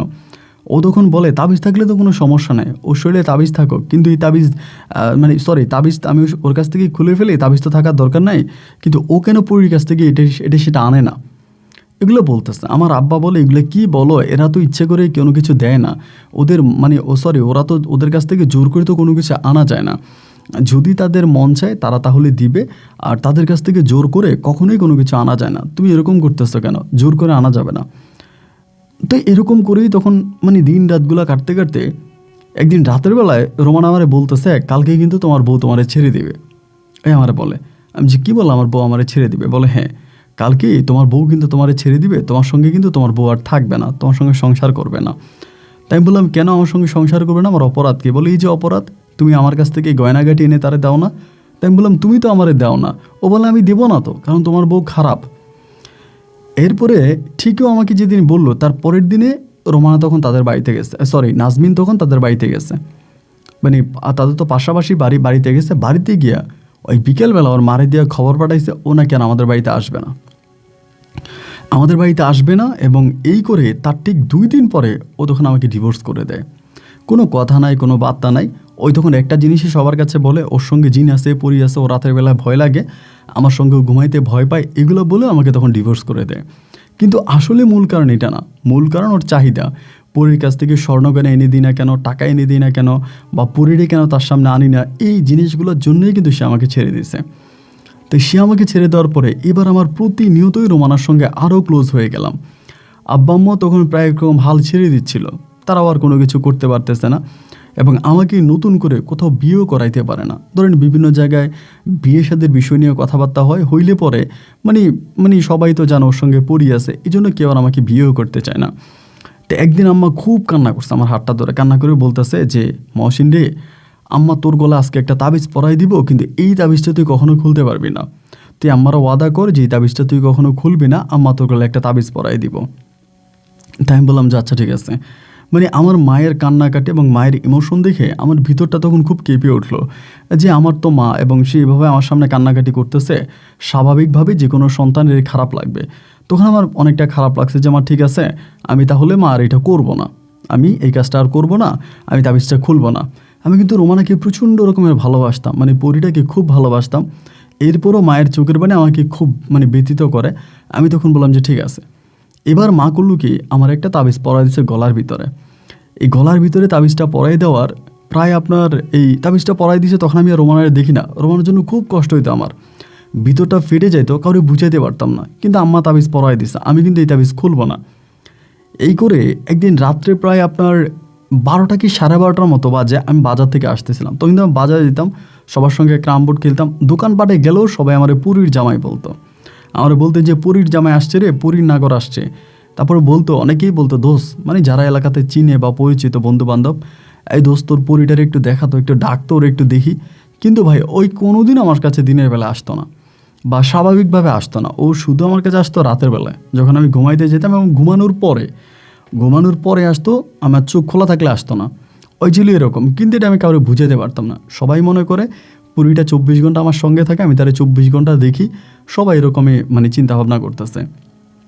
আমি আর কারো কাছে কোনো কিছু বললাম না, এবং না বলার পরে ওই দিন আমি বাজার থেকে আসতেছে রাতের বেলায়, বাজার থেকে আসতেছি এমন সময় ওই যে আমি যারে বিয়ে করলাম নাজমিনের বাড়ির কাছাকাছি আসার পরে হঠাৎ করে করলো কি, নাজমিনের 2টা ভাই, একটা নাজমিনের ছোট ভাই আর আরেকটা সম্ভবত কেমন একটা ভাই হবে, ওরা 3জন আমার রাস্তার মধ্যে ধরছে। মানে ধরার পরে আমি জানি না হঠাৎ করে ধরছে, ধরে আমার সঙ্গে কথা বলতেছে। তো ওরা তো আমার সিনিয়র, বয়সে অনেক বড়। আমি ওদের সঙ্গে কথা বলতে বলতে একজনে ধাপ করে এসেই আমার মুখটা চেপে ধরছে, পিছন থেকে এসে আমার মুখটা চেপে ধরছে। ধইরা তারা আমার গলার ভিতরে এরকম মাফলার ছিল, তখন আপনার মাফলার পরতো অনেক মানুষ, ওই মাফলারটা আমার গলায় পেঁচায় ধরছে, তারা আমার মাইরে ফেলবে। এখন আমার উপরে তাদের কী রাগ কী ক্ষোভ, কারণ আমার তো নাজমিনকে বিয়ে করছে এবং নাজমিন সে নিজে আমাকে ছেড়ে চলে গেছে, আমার তো আর নাজমিনের সঙ্গে তেমন কিছুই নেই। গলার মধ্যে তখন কিন্তু আমার এই তাবিজটা পরা আছে। এই তাদের সাথে ধস্তাধস্তির এক পর্যায়ে কে হাতের টান লেগে না তাদের টান লেগে কীভাবে যেন আমার তাবিজটা ছুঁড়ে যায়, এবং তাবিজটা ছিঁড়ে যাওয়ার সঙ্গে সঙ্গে তারা তখন একটা চিৎকার দিয়ে আমার এখান থেকে দেয় দৌড়। হঠাৎ করে কেন চিৎকার দিছে আমি জানি না, এবং কী দেখে তারা চিৎকার দিছে। তারা যখন চলে যাওয়ার পরে আমি তখন পিছনের দিকে ফিরে দেখি ওইখানে একটা ভূতিজাম গাছ আছে, মানে জাম গাছ, ভূতিজাম হয়তো অনেকে চিনবেন, আকার অনেক ছোট হয়। এই ভূতিজাম গাছটা নিচেও দাঁড়ায় আছে। তো স্বাভাবিকভাবে যে কেউ দেখলে কিন্তু ভয় পাবে, এই কেউ দেখলেই ভয় পাবে, কিন্তু আমি ভয় পাই নাই। আমি ভয় পাই নাই কারণ তারা তো আমি স্বপ্নে অনেকবার দেখছি, এবং সরাসরি তাকে আমি আরও একবার দেখছি, সে আমার মামার ওই বাগানে আসছে। এবার আমি যখন তারা সরাসরি ওখানে দেখলাম, আমার একটু ভয় লাগে না, কিন্তু ওরা দেখে না কি জানি না, ওরা ভয়ে ওখান থেকে চিৎকার করে চলে গেছে। তা আমি তখন আস্তে আস্তে করে তার কাছে গেছি, ওইখানেও দাঁড়িয়ে আছে। কাছে যাওয়ার পরে আমি খুব সুন্দর করে সালাম দিছি, একটা মুচকি হাসি দিয়ে সালামের উত্তর নিছে, নিয়া বলতেছে, কাকে বেশি ভালোবাসো, আমাকে না তোমার মাকে? আমি কি বলবো তখন আমি জানি না, আমি শুধু ওর মুখের দিকে তাকাইছি। আমি বারবারই বলি, ওর চেহারা একেবারে সুন্দর ছিল না। অনেকেই তো বলে যে পুরীর চেহারা খুব সুন্দর হয় বা অনেক আকর্ষণীয় হয়, কিন্তু আমি যারা দেখলাম ভাই, ওর চেহারা কিন্তু খুব বেশি সুন্দর না, স্বাভাবিক মানুষের মতোই। তে আমারে বলে যে কারে বেশি ভালোবাসো, মাকে না আমাকে? আমি ওর কোনো কিছু বলতেছি না। পরে বলে, তাবিজ খোলো নাই কেন? আমার কথা মনে হয়নি? আমি বললাম, খুব মনে হয়েছে তোমার কথা, আমি এই জন্য মানে কি করব, কিন্তু মা তো আমাকে পড়াই দিয়েছে। ও আমারে বলে, আমি তোমার নিয়ে যাব, এইভাবে বলে, আমি তোমার নিয়ে যাব, আমার সঙ্গে চলো। আমি বলছি, তোমার সঙ্গে এখন যদি চলে যাই আমি কি আর কখনো আসতে পারবো? বলে, না, তুমি আর কখনোই আসতে পারবো না, তোমাকে আর কখনোই এখানে আসতে দিব না, আমি তোমাকে এখন সঙ্গে করে নিয়ে যাব। আমি বললাম, না রোমানা, দেখো আমার মা খুব কান্না করবে, আমার মা আমাকে খুব ভালোবাসে, আমার তার কোনো ভাইটাই নাই, আমি আমার মানে মাকে ছাড়া থাকতে পারবো না। ও তখন বলে যে, না, তোমাকে আমার সঙ্গে চলে যেতে হবে, আমি তোমাকে নিয়ে যাব, আমি তোমাকে এমন এক জায়গায় নিয়ে যাব যা তুমি জীবনেও কখনো দেখোনি, এবং এটা খুব সুন্দর একটা জায়গা, এবং ওখানে তুমি খুব আরামে থাকতে পারবা, আমার সঙ্গে চলো। তাই আমি বললাম যে, না, আমি যাব না। এই করে তার সঙ্গে কথাবার্তা হলো, এবং কথাবার্তা হওয়ার পরে ওই তখন আমার সঙ্গে বলে যে, ঠিক আছে বাড়ি চলো। আমার সঙ্গে হেঁটে হেঁটে আসতেছে, আমি হাঁটতেছি, সে আমার পাশে আসতেছে, এবং আসার পরে মোটামুটি বাড়ির কাছে আসছি পরে সে বলে, তুমি আর তাবিজ পইরো না, তাবিজ পড়লে আমি তোমার কাছে আসতে পারবো না, এটা বলি সে বাড়ির গেটে দাঁড়াইছে। আমি তখন ঘরের ভিতরে ঢুকছি, ঘরে ঢুইকা দরজা ধাক্কাইলাম, পরে মা দরজা খুইলে মা দেখতেছে আমার ঘাড়ের ভিতরে আঁচলের দাগ এবং গাল থেকে রক্ত বাইতেছে, যত সঙ্গে ধস্তে মারামারি। মায়ে তখন বলতেছে, কী হয়েছে তোর? মা তখন কানাকাটি শুরু করছে, তোর কী হয়েছে আমার বল।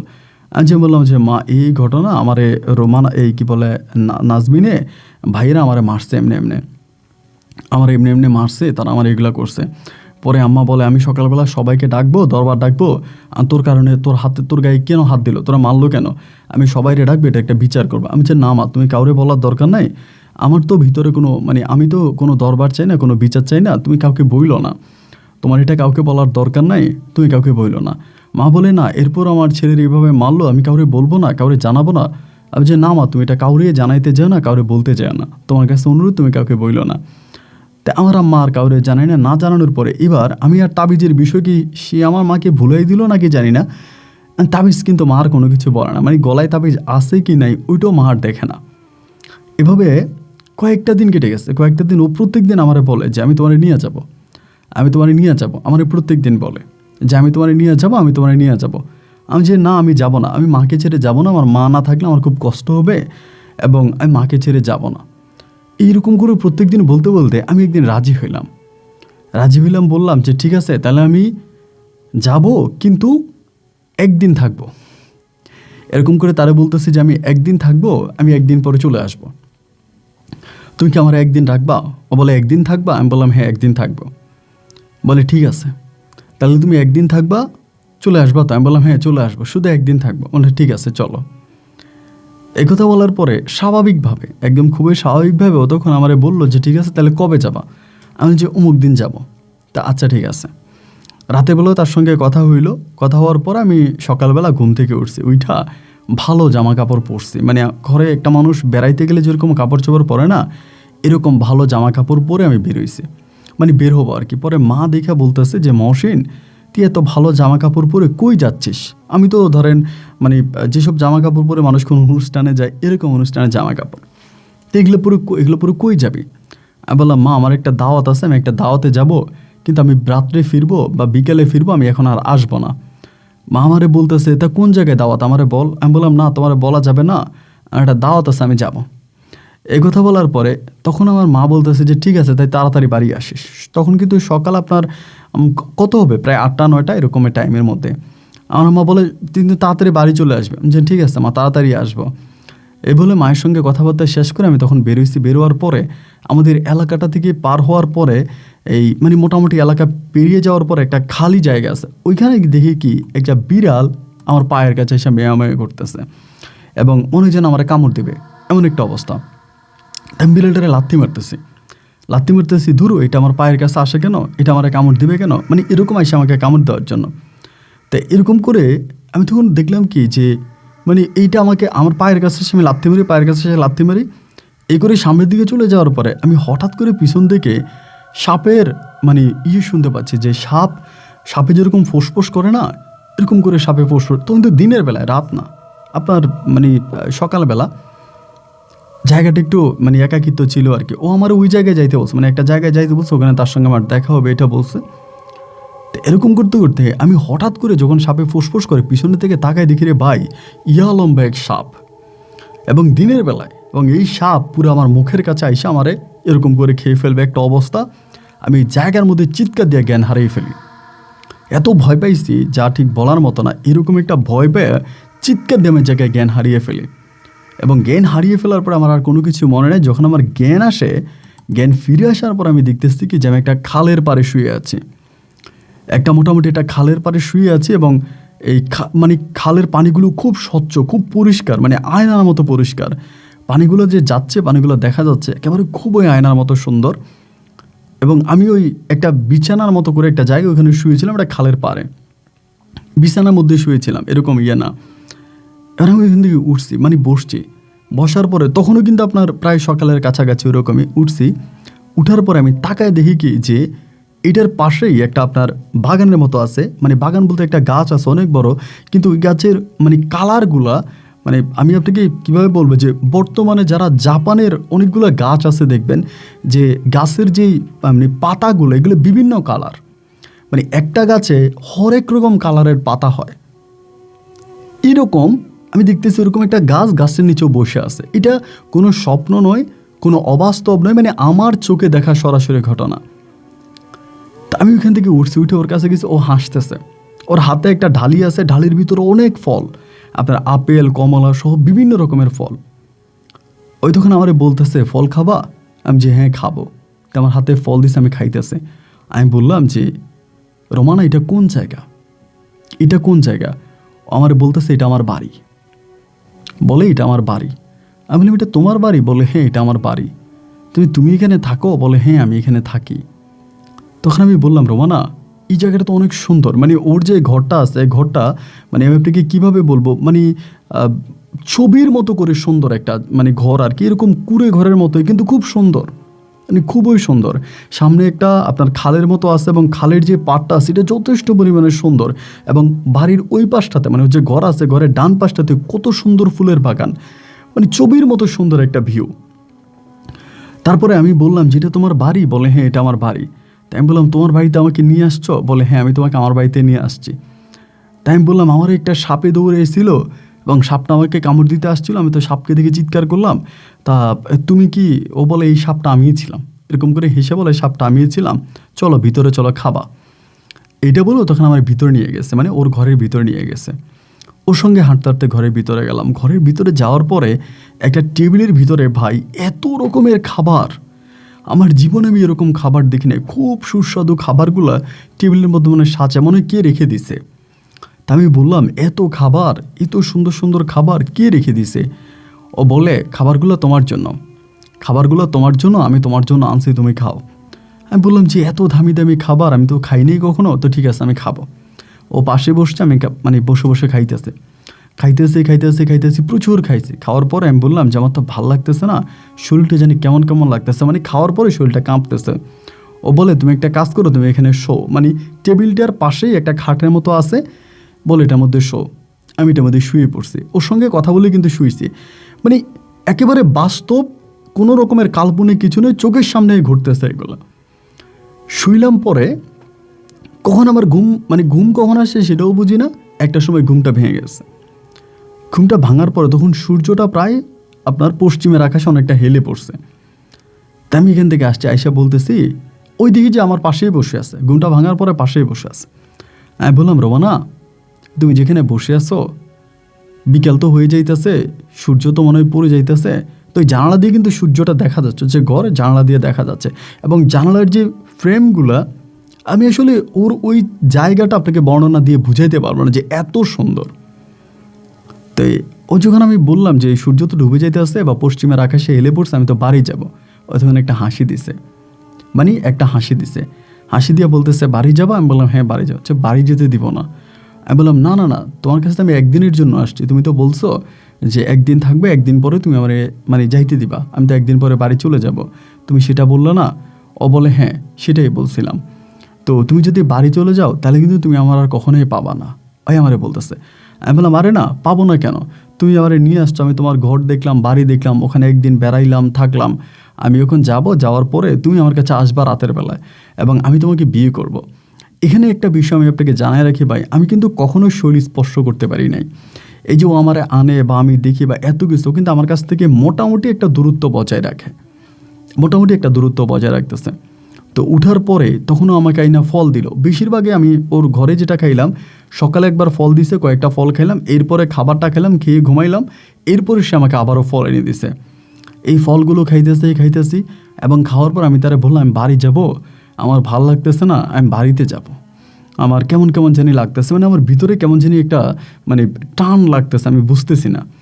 তো বলে বাড়ি যাইবে? আমি বললাম হ্যাঁ বাড়ি যাব। মানে আমি কিন্তু একদম স্বাভাবিকভাবে আছি, যে জামা কাপড় যা পরা আছি সবই পরা আছে। একথা বলার পরে ও তখন বলতেছে যে ঠিক আছে তুমি বাড়ি যাইবা, তো তোমার বাড়িতে পাঠিয়ে দেবো, তুমি বাড়িতে যাবা, সমস্যা নেই, তুমি আসো। তো বেরোইছি, বেরোয়ার পরে ওর যে ঘরটা আছে, ঘরের বারান্দার মধ্যে বসছি, আমিও বসছি, ও পাশে বসে আছে। এখন যারা জিন পরি চোখে দেখেছে বা যারা এগুলোর সম্মুখীন হয়েছে, এরাই এগুলোকে স্বাভাবিকভাবে বিশ্বাস করবে, কিন্তু যারা কখনো জিন দেখে নাই, এদের কাছে এটা বিশ্বাস করানো খুব কঠিন হয়ে যাবে। তো যাই হোক, তখন ওর সঙ্গে আমি কথা বললাম, কথাবার্তা বলার পরে ও আমারে বলে তুমি যে বাড়িতে যদি চলে যাও, তুমি কিন্তু আমার আর কখনোই পাইবা না, যদি এখানে থাকো তাহলে সারা জীবন আমার সঙ্গে থাকতে পারবা, কিন্তু বাড়িতে গেলে তুমি আর কখনোই আমারে পাইবা না, তুমি যাইও না, আমারে বলে। আমি বললাম যে না রোমানা, আমি চলে যাব, আমি মাকে বলে আসছি যে আমি বিকেলে চলে আসব, আমার মা মনে হয় আমার জন্য টেনশন করতেছে। ও বলে তোমার মা তোমার জন্য টেনশন করে না। আমি বললাম না না না, আমার মা অবশ্যই আমার জন্য টেনশন করে, আমি মাকে বলে আসছি যে আমি সকালবেলা যাচ্ছি, আমি ওইখানে একটা দাওয়াত আছে, দাওয়াত খেয়ে আমি বিকেলে চলে আসব, এখন যদি আমি না যাই তাহলে আমার মা রাগ করবে। ওই তখন বলে না না রাগ করবে না। আমি বললাম যে না আমি চলে যাব। তখন কিন্তু প্রায় আপনার সূর্য হেলে পড়ছে এমন একটা অবস্থা। ওই বলে চলে যাবো? আমি বললাম হ্যাঁ চলে যাবো। বলে ঠিক আছে তুমি যাইও, এখানে একটু বসো। এই বসছি, বসার পরে ওই তখন করলো কি আপনার বর্তমান সময়ে যে ড্রাগন ফলগুলা, মানে ড্রাগন ফলের মতো কি যেন একটা ফল আনছে, ফলটা আইনা বলতেছে যে ফলটা খাও। এই ফলটা আইনা আমার হাতে দিছে, দেওয়ার পরে এরকম ফল আমি আমার জীবনে কখনোই খাই নাই। ফলটা দিছে পরে আমি ফলটাতে একটা কামড় দিছি। আমার শুধু এটুকুই মনে আছে যে আমি ফলটার মধ্যে একটু কামড় দিছি। ফলটার মধ্যে কামড় দেওয়ার পরেই, মানে কামড় দেওয়ার সঙ্গে সঙ্গে আমার মনে হয় আমি ঘুম থেকে উঠছি। মানে এই ফলটার মধ্যে কামড় দেওয়ার সঙ্গে সঙ্গে আমার কাছে মনে হলো যে আমি ঘুম থেকে উঠছি। এরকম মনে হলো যে আমি একটা ঘুমিয়েছিলাম, ঘুম থেকে উঠছি। তো ঘুম থেকে উঠছে কি, আমাদের বাড়ি থেকে বেশ দূরে গেদু মিয়ার মানে একটা মানে ব্রিক ফিল আছে আর কি, ব্রিক ফিল, গেদু মিয়ার ব্রিক ফিল। তো এই ব্রিক ফিলের পাশে একটা ঘর আছে। তো এই ঘরটা আগে কিন্তু আমি দেখি নাই। এই প্রথম আমার এই মানে যখন আমি ফলটা কামড় দিলাম, কামড় দেওয়ার পরেই মনে হয়েছে, মানে কামড় দেওয়ার পরেই মনে হয় আমার ঘুমটা ভেঙে গেছে। আমি উঠলাম, ওইটা দেখি যে আমি ওই ঘরটার মধ্যে শুয়ে আছি। তখন আপনার প্রায় আসরের আজানের পরে, মানে আসরের আজান দিয়ে দিছে এরপরে। আমি ওখানে যেরকম টাইম দেখছি এখানে একই একই টাইম দেখতেছি। তাই উঠছি, উঠার পরে দেখলাম যে আমার জুতা নাই। মানে ওখান থেকে উঠেছি কিছু জুতা নাই। তা জুতা খুঁজতেছি, কি রে জুতা কই, জুতা তো নাই। তখন প্যান্ডের ইয়াটারে বসছি, বটার পরে খেয়াল করে দেখছি যেটা ওনার ব্রিক ফিল এবং আমার বাড়ি দেখা যাচ্ছে, এখান থেকে বাড়ি দেখা যাচ্ছে। তবে বাড়ির রাস্তাঘাটগুলো যেন কেমন হয়ে গেছে, মানে আগে যেরকম রাস্তা ছিল মোটা বা রাস্তা ফাঁকা ছিল এরকম না, রাস্তার পাশে অনেক বড় বড় গাছ, অনেক বড় বড় গাছ দেখতেছি। কিন্তু বাড়ির যে রাস্তাটা আছে রাস্তাটা ঠিকই আছে, কিন্তু এরকম বড় বড় গাছ, কিরে এরকম বড় বড় গাছ কেন আমি না বুঝতেছি না। না বুঝার পর আমি হাঁটতে হাঁটতে বাড়ির দিকে যাইতেছি। বাড়ির কাছাকাছি গিয়া আপনার প্রায় মাগরিবের তখন আগ মুহূর্তে, মানে আসরের পরে বাড়ির কাছাকাছি যাওয়ার পরে এক মহিলা আমারে দেখছে। মহিলা আমারে দেখা একটা চিৎকার দিছে, চিৎকার দিয়া মহিলা জায়গায় অজ্ঞান হয়ে গেছে। মহিলা জায়গায় অজ্ঞান হয়ে গেছে, কি দেখছে মহিলা বা কেন সে চিৎকার দিচ্ছে অজ্ঞান হয়েছে আমি বুঝতে পারি না, মানে আমি বলতে পারি না। এবার আমি আস্তে আস্তে করে বাড়ির দিকে আসতেছি। বাড়িতে গেছি পরে সবাই তখন মানে খুব অবাক। মানে আমি এমন কিছু মানুষ দেখতেছি আমার বাড়ির আশেপাশে যাদেরকে আমি এর আগে দেখি নাই। মানে সকালে যে আমি গেছি আমি এদের কাউরেই দেখি নাই, মানে আমি এদের কাউরেই দেখি নাই। সকালবেলা আমি যাদেরকে দেখছিলাম এদের কাউকে আমি দেখতে পাই নাই, মানে এরা কাউ ইয়া নাই। এই উঠানে গেছি, মানে বাড়ির উঠানে গেছি, উঠানে যাওয়ার পরে দেখলাম আমার মা বের হয়েছে, কিন্তু আমার মার অনেক বয়স হয়ে গেছে। মানে আমার মায়ের বয়স অনেক হয়ে গেছে, আমার মা মানে বৃদ্ধ, একেবারে বৃদ্ধ আমার মা, এরকম মানে অনেক বয়স হয়ে গেছে আমার মায়ের। কিন্তু চারপাশে আমি মানে যাদেরকে দেখতেছি এরা সবাই আমার দিকে তাকায় আছে, মানে অবাক হয়ে তাকায় আছে। এই অবাক হয়ে তাকাই আছে, এই অবাক হয়ে তাকানোর মাঝেই একজনে এসে আমার শুধু এমনি ধরছে, আমার শরীরের মধ্যে আমার গায়ের মধ্যে এসে এমনি শুধু একটু ধরছে। এই গায়ের মধ্যে ধরা মাত্রই আমি সেই জায়গায় জ্ঞান হারিয়ে ফেলি। গায়ের মধ্যে ধরছে, গায়ের মধ্যে ধরার পরে আমি সেই জায়গায় জ্ঞান হারিয়ে ফেলি, এবং জ্ঞান হারিয়ে ফেলার পরে আমার আর কিছু মনে নেই, ওইটার মধ্যে আমি জ্ঞানটা হারিয়ে ফেলি। কিন্তু এখানে আরেকটা কথা আপনাকে বলে রাখি, আমার কিন্তু বারবার সবাই জিজ্ঞেস করতেছে তুমি কোত্থেকে আইছো, তোমার বাড়ি কই, তুমি কোত্থেকে আসছো, তোমার বাড়ি কই। তা আমি কিন্তু সবাইকে বারবার বলতেছিলাম যে আমার নাম মহসিন, এটা আমার বাড়ি, ওই তো আমার মা। আমার নাম মহসিন, এটা আমার বাড়ি, ওই তো আমার মা। এগুলোই বলতেছিলাম, এবং বলতে বলতে আমি আরও কিছু কথা বলতাম, মানে হয়তো আরও কিছু বলতাম, এর মাঝে কে একটা আমাকে দৌড়ছে, আমি মানে ধরার সঙ্গে সঙ্গে আমি মানে এই জায়গার ভিতরে জ্ঞান হারিয়ে ফেলি। এরপরে আমার আর কোনো মেমোরি বা আর কোনো স্মৃতি আর কোনো কিছুই আর আমার মনে নেই, এবং আমি পুরোপুরিভাবে সব কিছু ভুলে গেছি, মানে ওখানে অজ্ঞান হয়ে গেছি। এরপর যখন আস্তে আস্তে আস্তে আস্তে করে আমার শারীরিক জ্ঞান আসতেছিল, বা আমি আস্তে আস্তে করে যখন সুস্থ হচ্ছিলাম, তখন আমি দেখতে পাই যে আমার মানে শরীরের বিশাল পরিবর্তন। বিশাল পরিবর্তন বলতে আমার মুখে দাড়ি গজাইছে, এবং বড় বড় দাড়ি, এবং আমি অনেকটা বৃদ্ধ হয়ে গেছি, অনেকটা বৃদ্ধ হয়ে গেছে। এবং আমার মা মারা গেছে, আমার মা মারা গেছে, বাবা মারা গেছে। আমি যে আমার ছোটো বোনটা আছে, আমার ছোটো বোনের বাড়িতে আছি, মানে ছোটো বোনকে ঘর জামাই বিয়ে দেওয়া হয়েছে, আমি তার বাড়িতে আছি। যখন আমি ঠিক হইলাম, মোটামুটি সুস্থ হইলাম, মানে ভালো হইলাম, তখন আমি জানতে পারি যে আমি প্রায় একটানা 22 বৎসরের মতো পাগল ছিলাম। মানে পাগল ছিলাম বলতে 22 বৎসর মানে আমি যেটা করতাম সেটা হচ্ছে বিভিন্ন ধরনের কাদা মাটি আমার শরীরে মাখতাম। মানে এই 22 বছরে ধরেন যত কাদা মাটি মানে যা পাইতাম ময়লা আবর্জনা শুধু মুখে মাখতাম, এটা নাকি করতাম। এটাই ছিলাম পাগলামি। এমন নয় যে শরীরের কাপড় খুলে ফেলতাম বা শরীর উড়িয়ে করতে এরকম না। সুতরাং আশেপাশে যত ময়লা আবর্জনা যা পাইতাম এটা শুধু না মুখের মধ্যে, শুধু মুখের মধ্যে, শরীরের মধ্যে মাখতাম। এরকম করে প্রায় 20 বছরেরও বেশি সময় আমি পুরোপুরিভাবে মানে আপনার পাগল ছিলাম, সম্পূর্ণভাবে পাগল। এরপরে যখন আমি সুস্থ হইলাম বা পাগল হওয়ার পরে যখন ঠিক হইলাম, ঠিক হওয়ার পরে তখন আমার পুরো বয়স, আমার বোন ছিল, ছোট বোন, এই আমার সাথে আছে। তো ওর কাছ থেকে পরে আমি আমার সঙ্গের বাকি যে ঘটনাগুলো, এই ঘটনাগুলো আমি ওর মাধ্যমে জানতে পারি। ও যেটা আমাকে বলল যে আমি 16 বছর আগে আমার মায়ের কাছ থেকে বলে, জামা কাপড় পরে মায়ের কাছ থেকে বলে আমি বেরোইছিলাম, সুন্দর করে বেরোইছিলাম জামা কাপড় পরে আমার মায়ের কাছে বলে আমি বেরোইছিলাম। এবং বের হওয়ার পরে, বাড়ি থেকে বের হওয়ার পরে আমি নাকি 16 বছর আমি বাড়িতে আসি নাই, 16 বছর বাড়িতে আসিনি। এবং এই 16 বছর আমি কোথায় ছিলাম, এই 16 বছর আমি কোথায় ছিলাম তা আমার পরিবারের কেউ জানতো না। আমার আব্বা আম্মা নাকি অনেক হুজুর কবিরাজ অনেক জায়গায় আমাকে নিয়ে গেছিল।